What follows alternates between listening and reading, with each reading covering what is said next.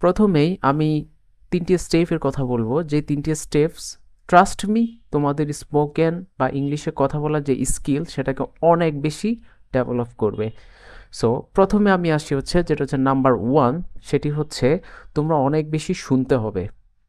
এটা মাস্ট তোমাকে শুনতে হবে এবং ডে বাই ডে তোমাকে শুনে গ্র্যাজুয়ালি চেষ্টা করতে হবে যে তুমি শোনার পর সাথে সাথে একটু মুখ থেকে হালকাভাবে সাউন্ড বের করে তুমি ওয়ার্ডটাকে উচ্চারণ করতে পারছো। এটা কিন্তু তোমাকে হেল্প করবে। এটা হচ্ছে নাম্বার 1। দ্বিতীয়ত আমি তোমাদের বলবো, তোমরা যারা গ্রামারে একটু উইক, তোমার কাছে মনে হচ্ছে যে গ্রামারের কমপ্লেক্সিটিটা তোমার কাছে অনেক বেশি লাগে যখন তুমি স্পোকেন করতে পারতেছো, গ্রামার মিসম্যাচ হচ্ছে তোমার। তবে মনে রেখো গ্রামার ইম্পর্ট্যান্ট, বাট সাথে সাথে ভালো ভোকাবুলারি এবং সাথে ফ্রেজেসগুলো যদি তুমি ভালোভাবে ইউজ করতে পারো স্পোকেনের জন্য, তাহলে কিন্তু আমার কাছে মনে হচ্ছে মেমোরাইজিং যে গ্রামারটা সেটা থেকে তোমার ফ্রেজেস এবং ওয়ার্ডগুলো দিয়ে তুমি কোনো সেন্টেন্স মেক করতে পারো স্পোকেনের জন্য। তুমি যখন বলছো সেটা কিন্তু তোমাকে অনেক বেশি হেল্প করবে।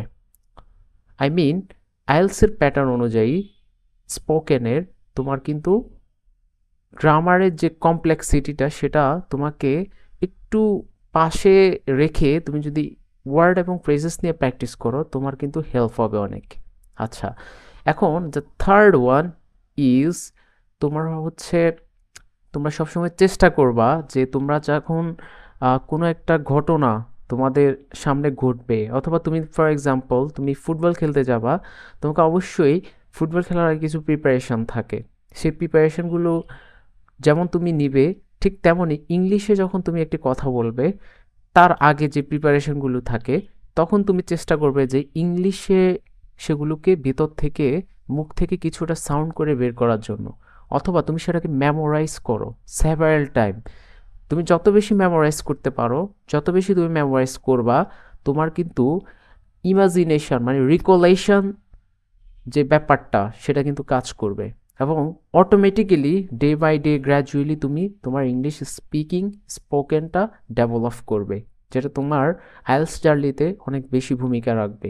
স্পেশালি এই যে তুমি ওয়ার্ডগুলো শিখবে এবং যে ফ্রেসেসগুলো শিখবে, ইভেন এটা কিন্তু তোমার রাইটিংও হেল্প করবে। Thank you very much for watching this video.